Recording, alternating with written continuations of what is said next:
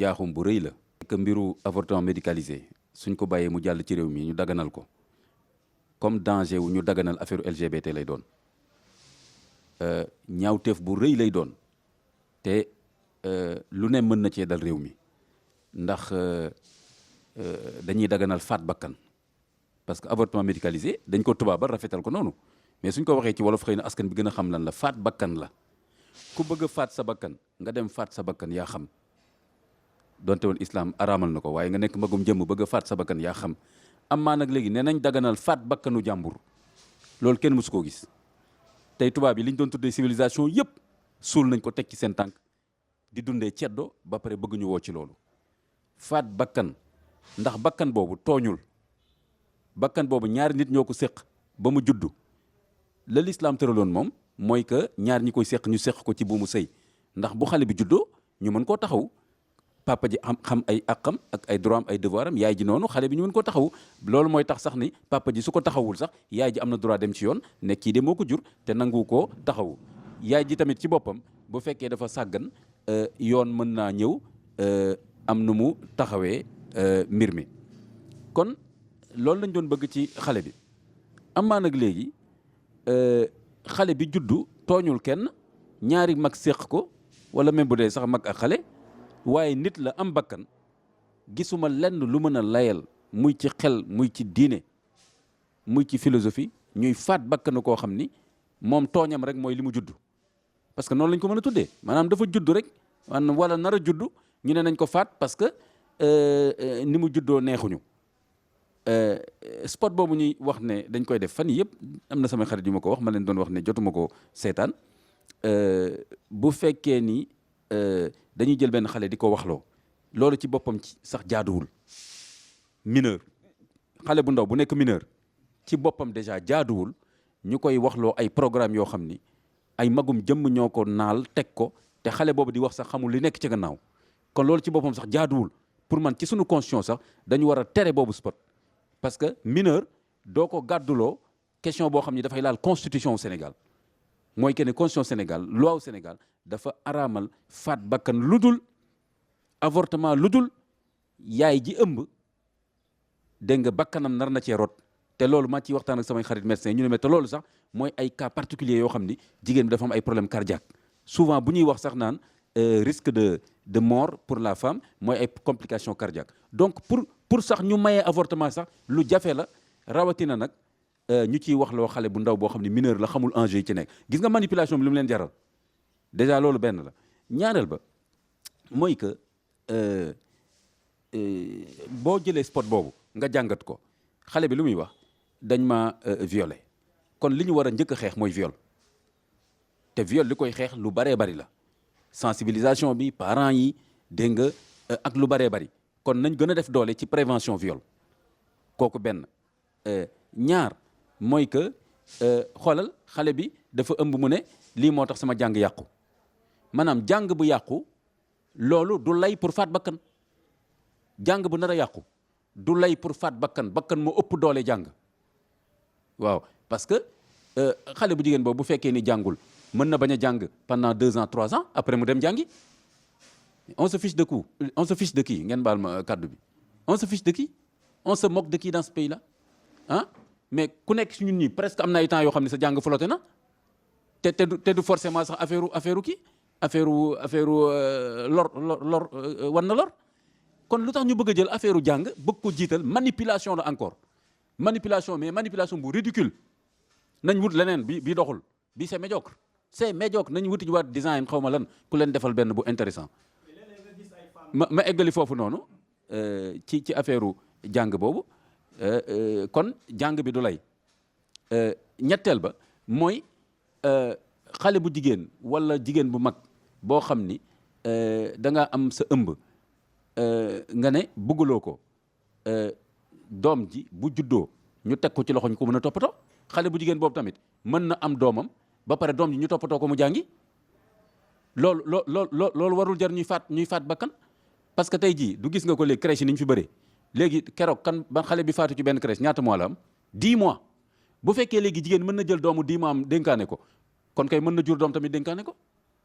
kon nag état bi li ñu war a def mooy xale yi nga xam ne dañ leen def inceste wala ñu violer leen mu am ay cadre décent yu ñu leen di toppatoo parce que ay bakkan lañu. suñ constitution dafa wax la dignité humaine kon loolu mooy solution yi les vraies solutions qui respectent la dignité humaine et de l'enfant mooy wut ay cadre pour rëcc yooyu di am société bu amul rëcc amul société boo xam ne amul risque société booy dund rek nit mën naa jékki-jékki faat la wala yàq sa alal wala dal ci sa kaw extra day am tout le temps donc société sans risque amul noonu lay amee tam ci mbiru jur doom mooy benn nit def inceste doomam wala sëram wala que ñu kii ko mais en ce moment état bi day jël des cadres ay dispositifs yuy accompagner la dignité humaine mais dara du mën a layal ñuy faat bakkanu koo xam ni tooñul ma jeexale foofu rek fan yi Dakar Actu ñu def benn vidéo temps yi maa ngi ko doon bëgg a connecté sama page Facebook di ko commenté ma ne naa xaar ba ci kanam mais boo dégloo vidéo bi nga xam ni lii am na ci suuf lu ñu waxul te quand même bakkan dafa fort trop bu ñu ko caaxaane lan dañu dem ne ñu ngi ko tuddee astu ñu dem xaw ma Pikine xaw ma fan ñu ne xale bu jigéen moog yaayam Côte d'Ivoire lañ jógee ñëw déjà nañ ñu wax conditions yi yaay ji rek lañ gis ana papam kenn xamul xale bi 14 ans la am ci kër nijaayam la ana nijaayam kenn xamul kenn joxu ko parole on est dans quelle société léegi mu ne moog yaay ji ñoo doon fanaan fenn boo déggee xale bi ñu jox ko parole xale bi nee na 14 ans la am ñu jox ko parole mu ne ki ma violé Modou la tudd dafa xam ne fii amul caabi kan moo xamal Modou ne foofu amul caabi kër ga on est dans quel pays mu ne mu ñëw fa bi mu ñëwee après xoolal xale bi ne mu drogué ma daal di may siif mais version bi xale bi joxe mu drogué ma daal di may siif yaay ji version bi mu joxe bokkul ak doom ji yaay ji dafa ne waa ji dafa ñëw dugg ci néeg bi jël benn drap xaw ma muur ko ndaw si xaw ma étranglé ko violé ko mais xale bu jigéen moom dafa ne dafa ma drogué version yi bokkul nga xam ni kon lii yëpp ay manipulation mais leneen li ma ci intéressé mais xale bi ñu ngi ko wane mu yore benn bébé bu rafet ni téye ko mu ne sama yaay sax moo ma ci jàppale ma ne kon mën nañ jàppale xale bi kon lu tax ñu bëgg a évacuer tous ces dispositifs là qui existent pour mën a ñoŋal bakkan toppatoo ko ci turu rek man dañ maa ëmbal inceste la wala viol la kon léegi xale bi moom nañ ko faat mais c'est quoi ça c'est grave hein c'est grave donc loolu laa bëggoon def comme introduction ci wàllu boobu pour wane ni vraiment gisu fi dara mënu fi layal ñuy faat bakkan am na fi ay cadre ay pouponnière ak yeneen am na fi ay xale am na fi tey ñu nekk ay kilifa yoo xamuñ seen baay xamuñ seen ndey kon loolu tamit du solution maanaam su ma naree gis xale bi daf may metti déjà su ma naree gis xale bi déjà du lay parce que loolu ñëwagul loi du atte ci loo xalaat yow maanaam dama ragal ni su ma juree doom après gis ko comme dañ maa violé wala inceste la kon loolu daf may naqari loolu amagul kenn mun laa may nga faat bakkan ci loo nar a def mën naa am du demee noonu am na xale bu jigéen boobu ma lay wax kooku am 14 ans ñu wane ci Dakar Actu weddi na loolu mi ngi yore bébéem nii toog yaay ji toog ci wetam nii sànniwul bébé bi te man ni ma ko gisee mu xool bébé boobu bañul bébé bi kon loolu du lay ay non su ma gisee après bébé bi nangam bébé bi nit la xoolal soo ko buggul nga joxe ko nee naa la mais joxe doom loolu dafa yàgg sax ci histoire humanité bëri na ci yonent bi sallallahu alayhi wasallam moom bi mu nekkee nourrisson dañ ko jox kii Halima lañ ko jox moo ko nàmpal et cetera mais xale yu bëri ki leen doon nàmpal du doon sax seen yaay temps yi Abdou Mbow le député Abdou Mbow temps yi mi ngi wax ne moom bi mu xamee yaay biologique am j'ai eu les larmes aux yeux ci benn interview mu defee TFM xaw ma mu ne bi mu xamee sa mère biologique yàggul parce que yaayam da ko bàyyi woon ak wujju Peccor Ngom dem Côte d'Ivoire te moom dafa xiiboonoon sew gaaw a feebar kon wujju yaay ji moo ko yore pendant des années nee na bi mu xamee sa mère biologique yàggul temps yi la ko xam temps yi te il a quel âge il est vice-président actuellement de l'Assemblée nationale kooku bu yaayam ne woon xaaral ma sànni ko ci àll bi parce que dafa xiiboon te man maa ngi dem taluma ko ak yooyu day dee te tey ji il est vice-président du Sénégal que tu sois d'accord avec lui politiquement ou non am na que yeneen cas yu mel noonu dañ lay nettali mais loolu mythologie la rek mais dañ koy nettali mais Soundiata Keita du il rampé à quatre pattes ngeen baal ma quatre pattes bi yaay mënoon na wax kii xaaral ma làqutu rek faat ko parce que du ma gàcceel nu mujjee Soundiata Keita et cetera donc mais faat bakkan moo tegul na donc loolu nga ma wax je réponds très clairement de façon très formelle loolu du lay pour ñuy faat bakkan loolu jigéen bu mel noonu dañ koy jàppale dimbali ko su buggul gis xale bi ñu jël xale bi yóbbu ko feneen teg ko ci loxo yeneen jigéen ñu toppatoo ko am na sax feebar boo xam ne jigéen ci boppam am jëkkër de am doom ba pare bañ ko benn feebar la dañ leen di toppatoo man seetaan naa ci benn documentaire fii ay centre yu mag yu ñu def foofu Europe da ngay gis jigéen boo xam ne dafay jur doomam ba pare bugg ko sax jege bugg ko nàmpal xoolal dañ koy rééduquer di naxanteeg moom loolu dafay am kon nit moo mel noonu dafa am ay risques mais kon ba tey fii gisuma fi lu mën a layal ñuy faat bakkan bi deful dara tey ji xoolal xale boobu nga xam ne yaayam daf ko jur ba pare bañ ko nàmpal mais xale bi lu mu def ban faute la commettre deful dara yaay ji moo am problème kon nag léegi ñu violé la ñu inceste la mais loolu tu n'es coupable de rien yow jigéen bi ci boppam dañ la war a accompagner psychologiquement et religieusement ah ba pare nag léegi xale bi nit la doomu aadama la wala qad karram naa bani aadama day dugg ci biir aay boobu yàlla da ko teral en tant que doomu aadama mën naa gën a baax ñëpp suñ ko yaree mu teg ko ci yoon waaw kon nag amu fi dara lu mën a layal faat bakkan ci turu damay jàng ak ci turu su ma ko gisee daf may fàttaleeg ci turu ni ñu koy waxee encore la pression sociale ak le regard social nangam ak nangam loolu yëpp dara du ci lay pour faat bakkan koo xam ni deful dara pression sociale bi ngay wax moom yoonam newu ci dégg nga nu mu juddoo yoonam newu ci mais nit la boo xam ni dañ koo war a bàyyi mu dund ñu toppatoo ko yow miy bàyyam boo ko abandonné sa affaire la yow miy yaayam boo ko abandonné sa affaire la mais société bi dans son ensemble ak état bi waruñu abandonné xale boobu waruñu bàyyi itam ñu koy faat di def avortement di ko rafetal nag di ko tuddee avortement médicalisé du dara faat bakkan la rek te médecin liggéeyam du faat bakkan médecin kay mooy ñoŋal bakkan ba au maximum waaw loolu moo tax xale bi dañ koy jéem a sauver au maximum bu ñu demee ba xam ne nag bakkanu yaay ji moo ci nar a des suñu bàyyee développement grossesse bi boobu la loi bi di maye te jaadu na même ci islam ñu maye nag léegi avortement mais bon parce que dañ maa ëmbal parce que dama ragal su ma ko juree dama ko bëgg a xool dama nangam nañ ma may ma faat bakkan bi même pays européens yi te daganal avortement médicalisé ñu ngi ko mayee France ñu ngi ko mayee ba 12 semaines interruption volontaire de grossesse IVG ñu ngi ko mayee ba 12 semaines pour opération chirurgicale maye ko 7 semaines pour médicament xam nga mën nga war na benn médicament yàq sa biir comme mën nañ la defal aspiration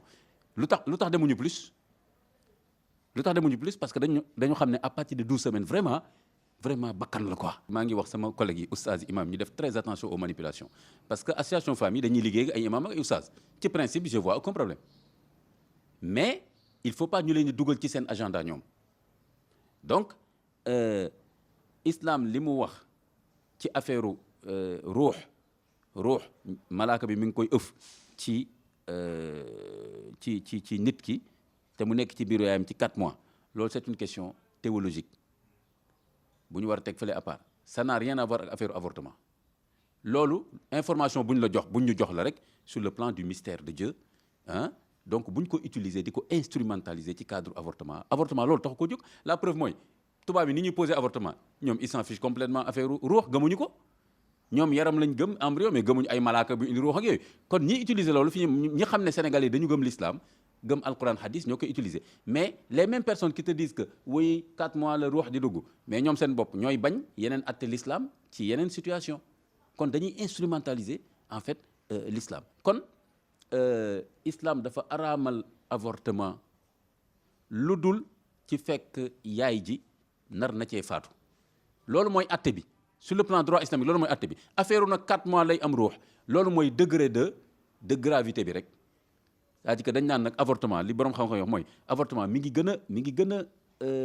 nekk bàkkaar looy gën dem di jege di jege 4 mois yi nga xam ni ci lañ koy defal ruux mais ci principe bi ci boppam avortement dafa araam ci l'islam lu dul fekk bakkanu ku jigéen ki nar na cee loru maanaam ki ëmb xale bi kon bu ñu jaxase ñaari affaire yoo xam ni bokkul rawatina nag bëgg ko layele même bu fekkee sax da nga ne waaw islam maye na avortement parce que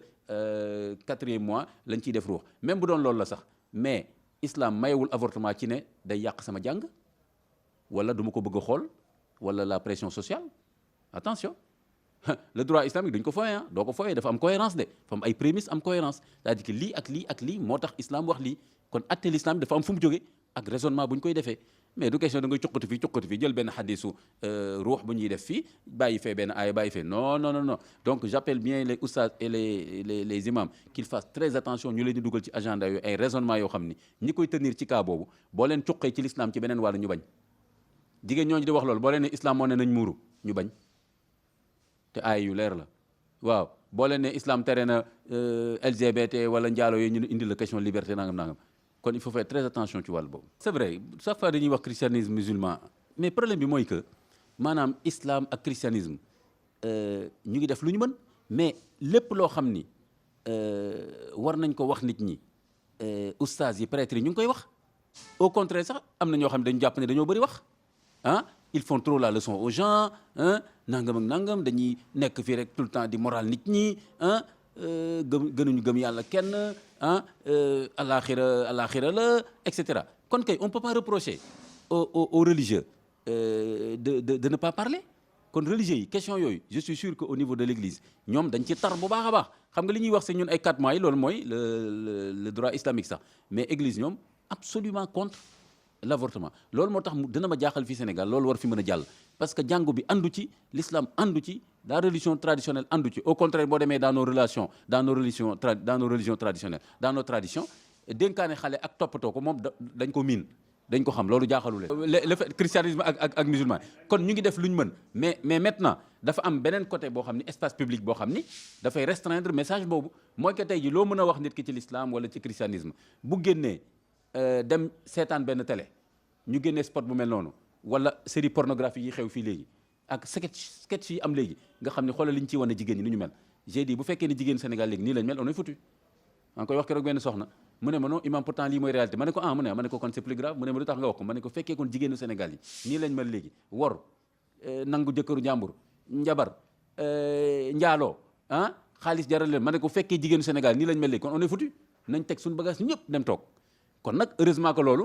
ay cas la ak souvent tamit liñ ciy lëmas yëpp pour que nit ñi seetaan mais ce qui est sûr c'est que kon valeur yooyu ñu ngi koy continuer def les parents sénégalais ñoom ñëpp wax naa ko sama xutba fi benn yoon ma ne leen wax leen ma benn sénégalais jullit boo xam ni mosoo dégg sa papa wala sa yaay wala sa mag wala oustaz wala imam wax ne njaaloo dafa aram wax ma kenn ñemewul yëkkati loxo na ma kenn yëkkati loxo kon ñëpp xam nañ ko léegi nag boo demee def leneen topp sa bànneexu bakkan wala ñu nax la dugal ci dara parce que xale nga wala sax ñu siif la loolu beneen cas la bu ñu war a régler mais kon le message est là maintenant kon nag léegi il faut protéger les familles protéger surtout les jeunes éduquer leen sur les valeurs de la morale sexuelle morale familiale surtout aussi faciliter le mariage aux jeunes xeex les productions pornographiques etc tout ce qui les pousse à cette sexualité dévergondée là nga xam ni ay drame rek lay indi parce que def la neex après daal ne léegi nag damay faat bakkan bi waxuma nag cas yi nga xam ne dañ lay forcer bu dee inceste viol mais même bu dee cas yooyu tamit bakkan bu xasee ba am dañ koy assumer société bi da koy assumer ñu toppatoo ko mais kenn du ko faat ASBEF bi nekkoon fii association des femmes yàgg na la sur le bien-être bi ñuy njëkk yëkkati question contraception bi nit ñi waxee lu ñu waxoon dañu ne c'est pour le couple ñu leen Sénégal ngeen nekk di ñun fii jëkkër ak jabar lañu xam xamuñu ay partenaire concubin sa compagne gis nga léegi terminologie nu muy changé même xale yi jullit man fan yi journal comme ni nga may interview ne ay journalistes woo nañ ma di ma wax naa wax lan la islam wax ci concubinage ma leen qu'est-ce qui se passe ñu ne ma mooy dox léegi de kon léegi xam nga bu njëkk xale yi dañu doon wax ñoo ngi génn je sors avec man leen fu ngeen génn jëm vous sortez vous allez où mais léegi kii laa nekkal xoolal changement terminologie bi kon léegi ñu ngi assumer nekk boo nee nekk rek njaaloo dugg na parce que nit ki moom doo nekk rek pour di reetaan ak moom suba ngoon ngeen nekk bu dee loolu rek jarul nekk jarul ngeen di nekk mën ngeen daje école wala daje ci mbedd mi kon léegi question yu mel noonu kenn du ko xeex dañ koy bàyyi noonu après lu ci judd nag xoolal léegi bu ci juddoo ñu ne étudiante la woon léegi doom bi dafa nar a yàq ay kii yëpp njàngam master am kon nag léegi na faat bakkan mais lii mooy lan c'est du n'importe quoi donc effectivement ASBEF loolu la ñu waxoon mais après plus ñuy évoluer plus ñu commencer tey jii qu'est-ce qui se passe tey jii une fille mineure même maa ngi koy lire léegi même France de te tam Sénégal une fille mineure en France mën na dem tranquillement ci pharmacien bi mu jox ko médicament pour mu yàq biiram une fille mineure sans que ses parents soient au courant xoolal au courant en France xoolal même une femme mariée peut aller def avortement sans informer son mari c'est-à-dire mën na ëmbee fu ko neex dem pharmacien ñu jox ko médicament mu yàq biiram ñëw këram tëdd feebar te jëkkër ji du xam ne dafa yàq biiram mi ngi ci loi France foofu lañ jëm nag suñu leen bàyyee nii Sénégal une fille mineure est-ce que xam nga aujourd'hui une fille mineure au Sénégal peut aller ici ci benn établissement de santé ñu jox ko contraception pourtant on dit que elle peut pas être consentante ci loi bi xoolal tey jii ku jëflanteeg xale bu jigéen bu nekk mineur dañ lay tëj automatiquement même bu dul viol xam nga lu tax parce que elle peut pas être consentante parce que mineure la elle n'a pas encore 18 ans mais quand même on peut lui donner des moyens de contraception en sachant que ku wax jox leen moyen de contraception cela veut dire que tu es sexuellement active kon gis nga contradiction yooyu donc problème mi ngi noonu donc fi mu nekk nii foo leen ubbil rek man association des femmes juristes temps yële ça fait quelques mois jàppante naa ak ñoom ak ami fàtte naa nu mu tudd ki yore programme boobu lu métti man ak ñoom mais sama page Facebook ma indi leen wax yëpp dem dugg seen site association des femmes juristes wane seen première déclaration yi ñu wane seen xeex moo doon lan mooy que avortement médicalisé mu nekk accès libre c'est-à-dire même pas inceste ak kii donc inceste bi ak kii bi viol bi buntu la rek je l'ai démontré ku dem sama page Facebook bi di nga ko gis mi ngi tam sama livre bi moom mi bind nii islam citoyen imam et citoyen boo demee di nga ko gis ci table de matière bi dañ koy layee mais boo demee seen première déclaration première présenté mi ngi fa seen site ku dugg seen site di nga gis ñuy wax ni soo gisee tey femmes yu bëri nekk prison c'est parce que mayuñu leen possibilité ñu avorter moo tax ñuy avorter ñu leen ñu tëj il faut que ñu arrêté di tëj jigéen ñi avorter xoolal xam nga kooku xoolal waxul ne ñi avorter ndax inceste tubaab lañ bind ñun tam jàng nañ tubaab bi waxuñ jigéen ñi avorter ndax inceste wala viol lañ tëj dafa ne rek jigéen ñi avorter ñu tëj leen te kaayu jigéen ñi ñu tëj ndax dañoo avorter pour inceste ak viol bëriwul maanaam pourcentage bu ndaw la ñi ëpp ñi ñu tëj actuellement boo demee si jigéen ñi mooy ay jigéen ñoo xam ne magum jëmm lañu ñu dem avorter parce que soit dañu amoon jëkkër mu tukki wala que en tout cas ñu am doom faat ko c'est pas parce que dañ leen violé wala inceste mooy grossesse indésirée bi kon nag léegi ku bëggul grossesse indésirée xoola da ngay fexe ba li koy def nga bañ cee dem yaa xam nag du ma dugg dans les détails magum jëmm boo xam ne jigéen boo xam ne bëgguloo ëmb da ngay fexe ba bañ a ëmb yaa xam noo koy fexe mais boo xasee ba ëmb bakkan boobu moom dañ koy aar boo ko bëggul société bi toppatoo xale bi. et ñun on ne veut pas ça dans notre société donc ça on est en train de pervertir nos jeunes filles nos filles mineures ah te fille mineure boobu nag bu demee ba ragal les conséquences de sa perte de virginité et cetera mu daal di duut baaraam waa ji daf ma violé kooku même buñ ko libéré sax dina sonn parce que déjà puisque la fille est déjà mineure donc ba pare xoolal jël pilule am ne xale bu góor bi wala ku ko mat papa parce que xaalis la bëgg tonton saay-saay ne ko man yàgg naa def lii wala bëgg naa lu mel noonu et cetera waa ji seq ak moom loolu mu jël pilule am malgré ça bu amee ëmb nag day naan waa ji daf ma violé pour pousser waa ji ci mu accepter ne seq na ak moom gis nga manipulation bi ci am donc pour dire que affaire boobu caaxaan kese la et que léegi ñu ngi détruire nos jeunes filles là on a des valeurs islamiques traditionnelles au lieu que ñu yar ci suñu xale jigéen ñi ah ñu teg ko fële ba pare bëgg nag léegi solution bi nekk une solution technique la technique de tuer la culture de l'avortement la culture de mort moom lañ bëgg a imposer actuellement au Sénégal la culture de mort alors que loolu ñun bëgguñu ko te réew mi bëgguñu ko président Macky Sall na def attention trop ci question boobu mën na ko coûter cher waaw surtout bu fekkee dafay waajal troisième mandat na def attention ci question yu mel noonu am na ñoo xam ne sax mën nañu wax ne mën na liggéey mën nañu ko may troisième mandat mais su dugalee lii attention députés yi tamit on les connaît tous waaw li may wax ni du menace on les connaît tous ku ci nekk si ñoom jullit nga wala catholique wala en général majorité bi kon tamit ñu ngi lay xaar au tournant ba xam valeur musulmane ak valeur chrétienne ndax gëm nga leen waaw les députés n'ont qu'à prendre leurs responsabilités tout le personnel de santé question bi c'est pas juste une question de santé dépassé na ko donc fi mu nekk nii syndicat de santé yi les médecins hommes et femmes ñëpp nañ jël position ci question bi position pour la dignité de l'enfant position contre l'avortement médicalisé maintenant avortement thérapeutique sur autorisation de 3 médecins loolu moom ñëpp d'accord nañ ko parce que dañuy xam ne fii jigéen bi bakkanam nar na cee faatu